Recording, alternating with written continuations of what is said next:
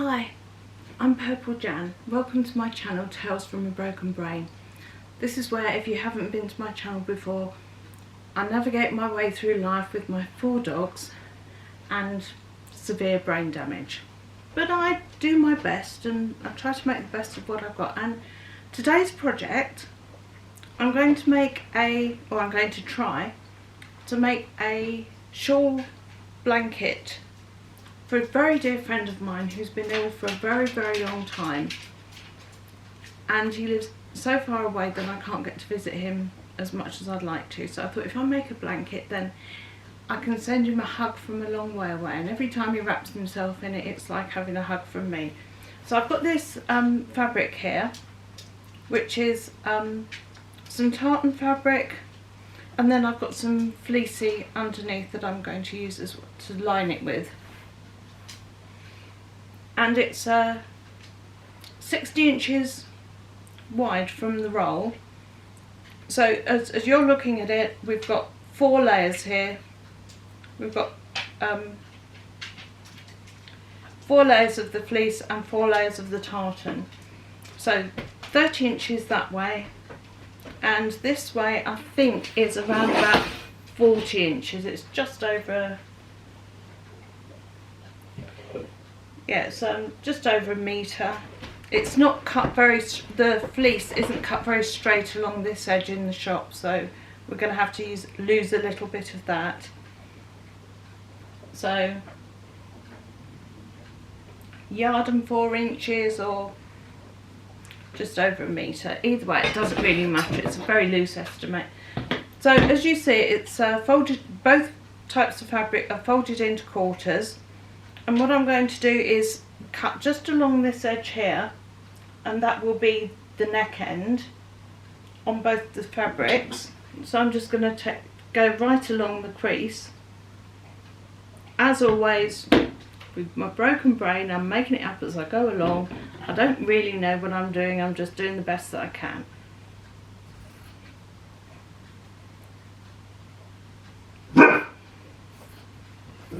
So I'm literally trying to cut right along the crease here. There's something going on outside, the dogs are barking. And this is a rather nice piece of tartan fabric that was a remnant, so only cost a few pennies. But not quite thick enough to be a blanket on its own. So that's all the way up on the tartan. I'm going to do the same thing on the fleece. Again, it's 60 inches on the roll. So now I'm just cutting, it's folded into quarters, cutting right up what is going to be the front of the shawl blanket thing. I'm having a bit of a problem because my right hand, which is my dominant hand and has to make up for all the things that I can't do with my left hand, is getting a little bit arthritic, but we're not going to complain about that. Right, so I've cut all the way up, and then I want to cut just a couple of inches in, just to make the neckline on both the fabrics. So I'll try and get a better angle on it so that I can see what I'm doing.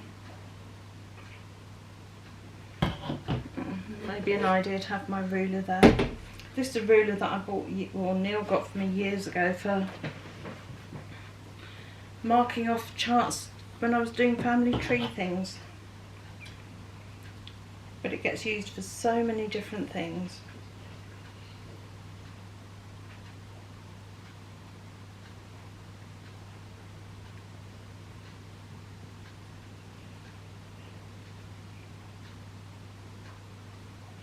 So what I'm doing is I'm just going to cut, I think 3 inches along should be plenty for a neckline. So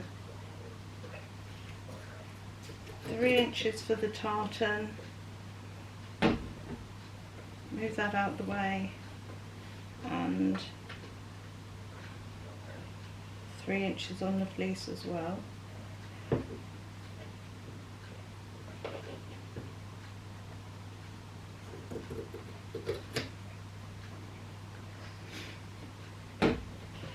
And then if I just do 3 inches down,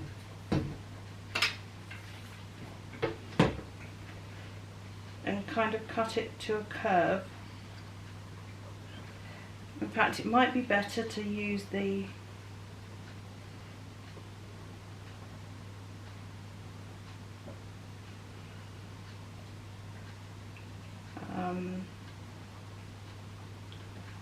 tartan.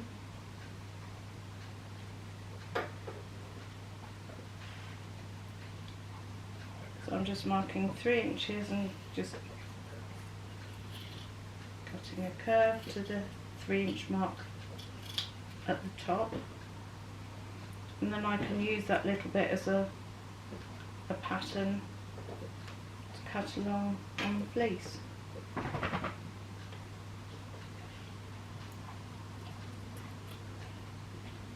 And hopefully it should be the same on the fleece and the tartan then, but who knows?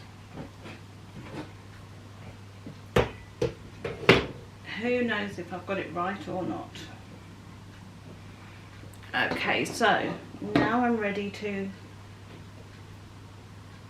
spread it out and pin it together, ready to sew, and then it should be quite a fast thing to do once we've got that far. So I think I'm going to have to stand up at this point.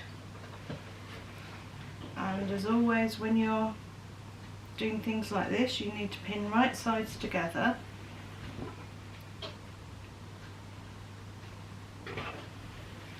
So what we've got here is, that's the back and this is the front.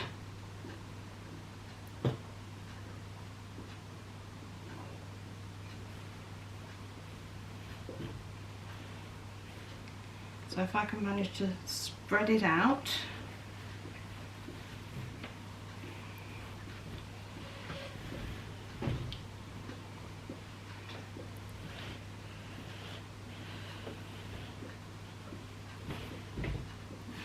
It's going to take up all the table, I'm sure. So bear with me while I try and get this sorted. I'm trying to keep my balance here because I'm not very steady on my feet. I don't need to cut anything, so I can move the scissors out of the way.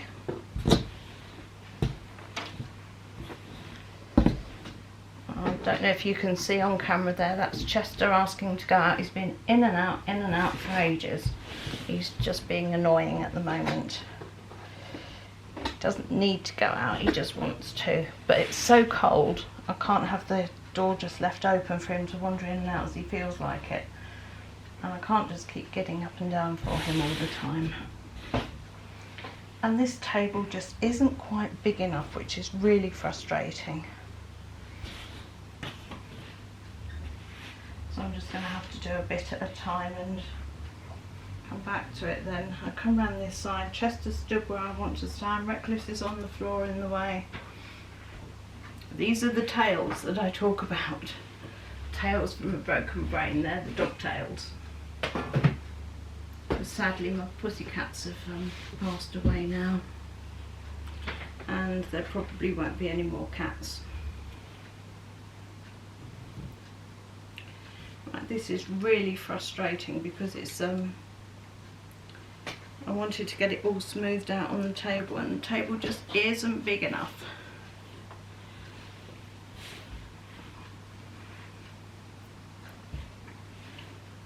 But if I made it any smaller, it's not going to be a big enough, useful enough garment for him. Well, I don't know, is it a garment? It's a scarf blanket, but would you call that a garment? I'm not sure.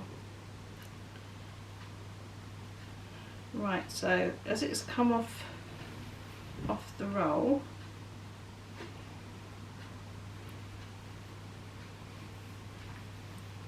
I'm using that as the right side.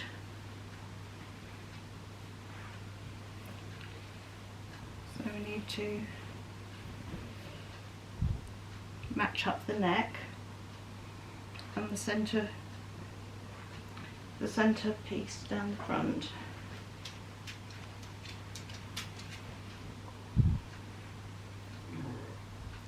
So I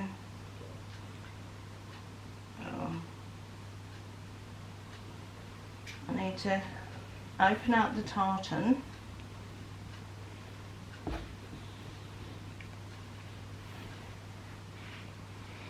And I think if I match up the neck first,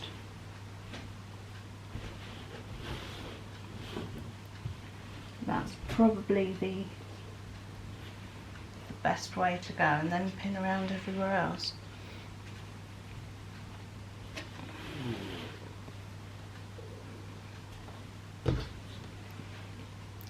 I'm just guessing that this is going to be a big enough neck gap, but I'm not going to stitch down the front anyway, so I'm sure it'll be fine. I'm using these little clips for the first time, so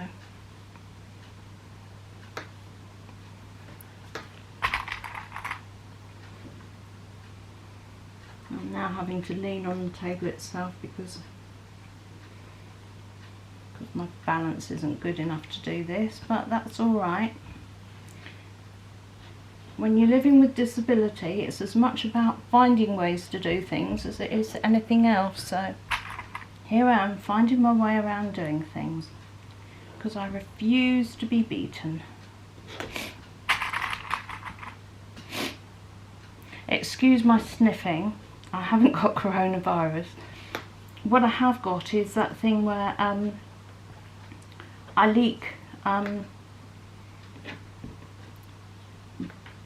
spinal cross brain fluid into my nasal, so it means I've just got a runny nose almost constantly, and if I lean, I'm alright if I stand up, but if I lean forward it just makes it worse. So right now I do apologise, I'm just going to be sniffing for a while. It may be better actually if I go and sit down and do it from a seated position, but I wanted to get that neck lined up first of all,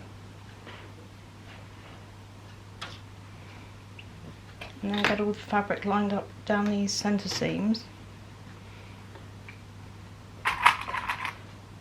One of those things, it's a great idea, but when you start doing it, it actually, you know, in your mind's eye it's going to take 20 minutes, half an hour, but the reality is it's going to take all day to do. So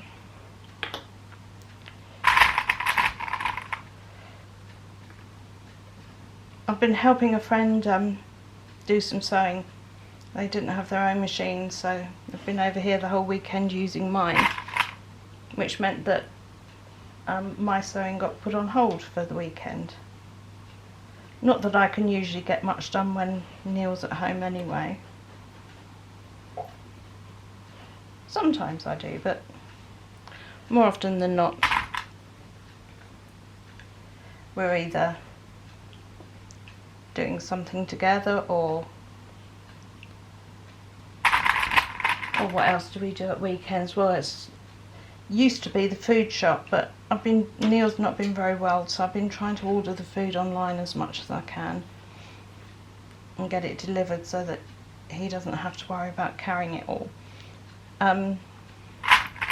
We don't have a drive to our house, we just have a road at the back of the house, and then there's 3 steps to go down, which of itself isn't so much of a problem, but when you're carrying heavy things it can become something of an issue.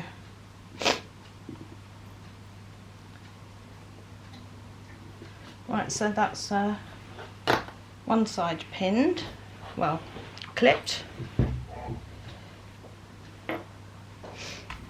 I think I'm going to move everything around and sit down again and try and do the other side. And excuse me while I just turn away and blow my nose.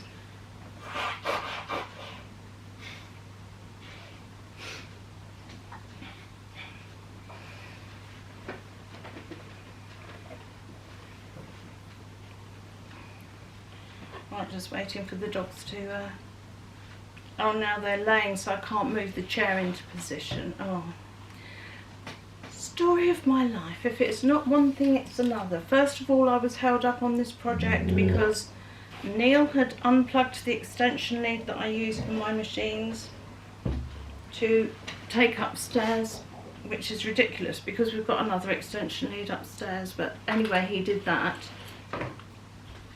meaning that my extension lead is not there,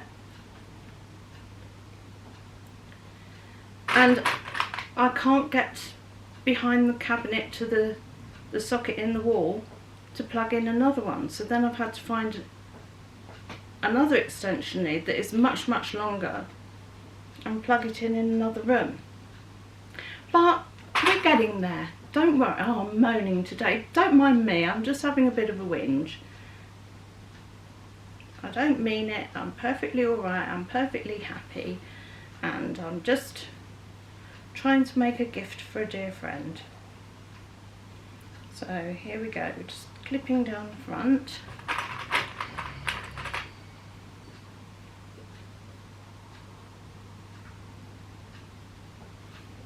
I'm not even sure at this point whether I should be using a sewing machine for this project or the serger.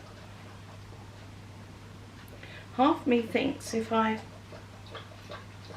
serge it first of all, and then obviously I'm going to have to leave a gap to turn it the right way round, and then almost turn it into a French seam with the sewing machine. I think that might be what I end up doing to give it a nice finish around the edge. Yeah, I think that could well be the plan. So that's the neckline and all down the fronts clipped together. But we've still got an awful lot of fabric we need to marry up.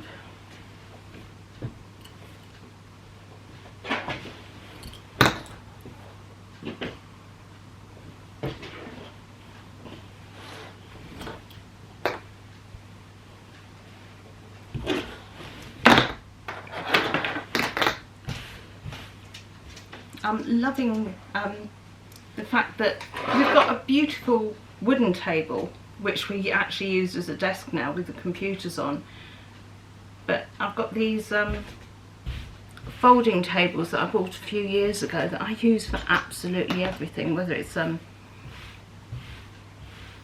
Christmas dinner for more people or take them out the front. Last year I did a tea party. We put a gazebo up on the grass at the front of the house and invited all the neighbours to come have tea and cake and donate money for Guide Dogs with the Blind, which was lovely. It was really interesting.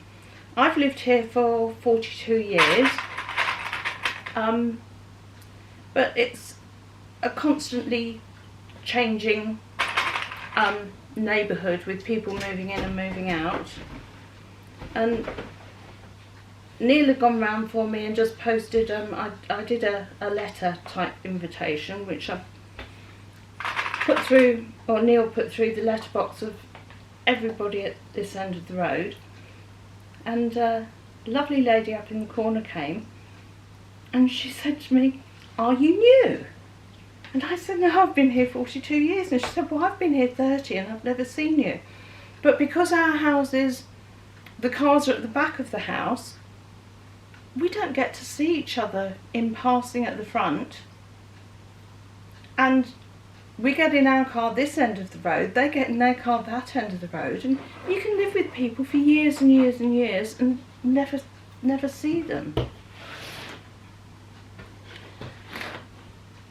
So I met that lady. Then there's another lady who came from the other side of the road. And we've been living opposite each other, literally. Stood seeing each other from our kitchen windows, but never spoken. She's been here for 20 years. she actually said that she used to watch my little cat Molly, who we had the cat tower in my bedroom window, which is also at the front of the house, and Molly used to go up and play on her cat tower, which Pearl over the road could see from her. I don't know if she used to watch her from her bedroom or from her kitchen, but sadly she won't be seeing Molly anymore now she's passed away. I miss that little white cat so much, but what can you do? Her time had come, and she had a good life. She was a good age.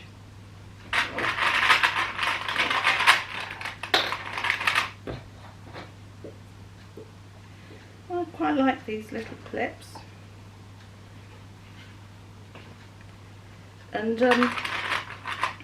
I do find that I have a lot of accidents with the pins. I'm forever stabbing myself with them,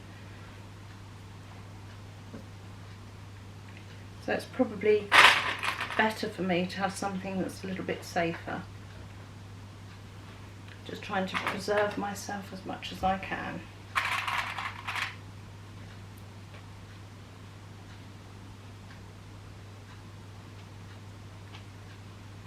So what else have we got to talk about? What else is going on at the moment? Well, because I've been helping my friend do their sewing over the weekend, I've still got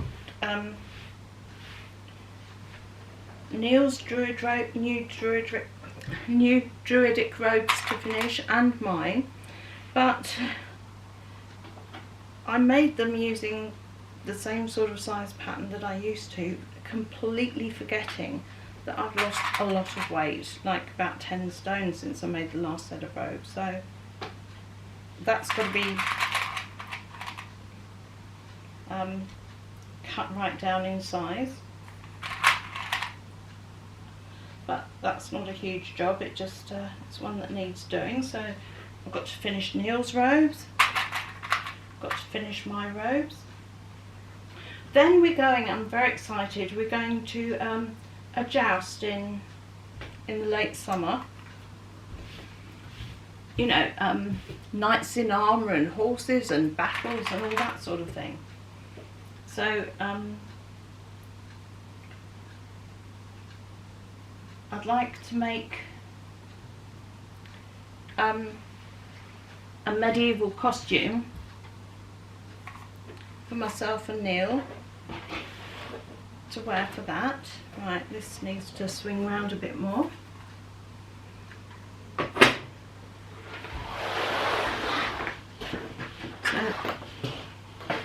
And I was thinking for that I'd rather like, well, come as no surprise, a lovely purple. I found a lovely indigo, which is kind of purple, isn't it?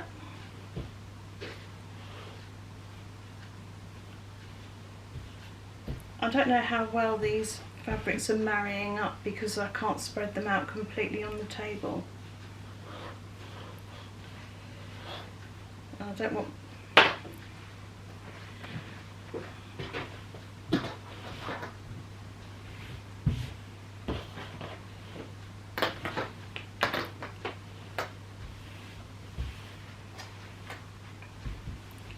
I'm getting it all clipped, and I've got a feeling I shall have to unclip it all and do it all again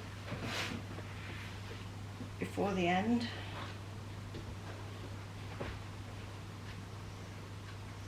The fleecy fabric doesn't seem to have much stretch in it, which is a good thing for the purpose of making this.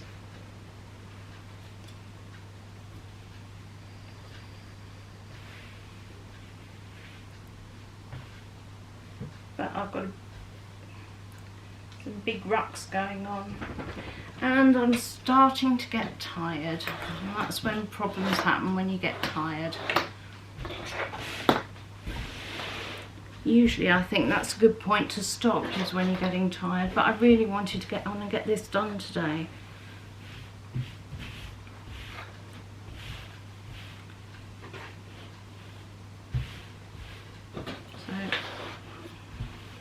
but because I can only really work on a quarter at a time.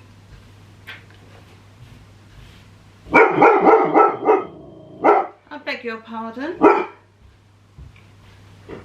Is there somebody outside again? We have a bridle path at the front of our house, and also of course the mums will walk their kids back and forth to school past our house, and sometimes they make noises outside and then the dogs get all uppity and start barking at them, which is annoying, but having been burgled as many times as we have, I don't like to stop them barking if something's going on,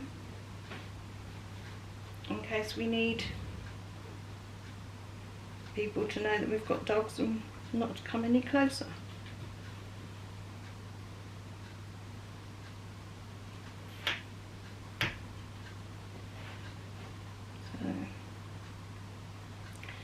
This must be very, very boring for you to watch, me doing this.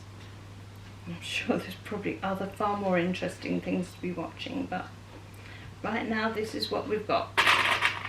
And then of course, when I finished my white druid robes, we're also craft, and my black robes that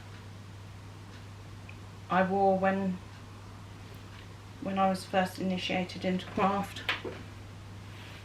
I've put aside to be cremated in. So I wanted to make some new black robes.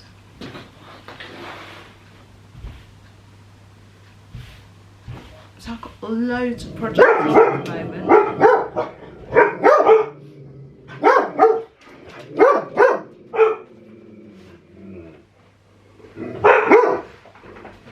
There's nobody there. There's nobody at our house. They're far away. Leave them alone.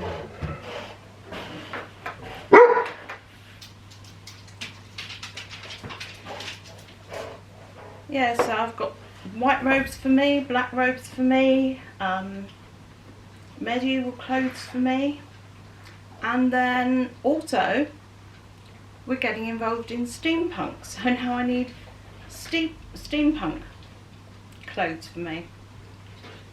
And the funny thing is, I was thinking the other day, I've made so many robes for myself and for other people.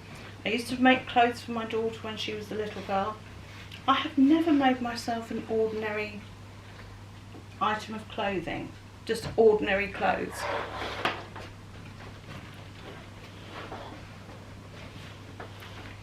So ordinarily I tend to wear just comfy things, you know, just jeggings and a jumper in the winter, or leggings and a t-shirt in the summer. Oh, this feels like it's all in a big muddle at the moment, but I don't know how this is going to work out long term.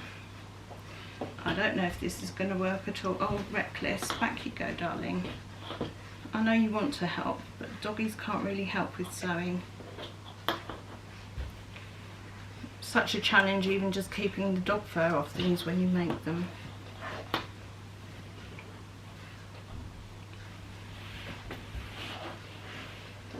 Oh dear, oh dear. It would be nice to have some music on, but of course there are all sorts of copyright laws. I keep thinking I must ask people that I know who record music if I can use some of theirs, because then they could do me a written thing saying I'm allowed to, and then it would be all right. And I could also then post links to where you can get the music from if you like it yourself.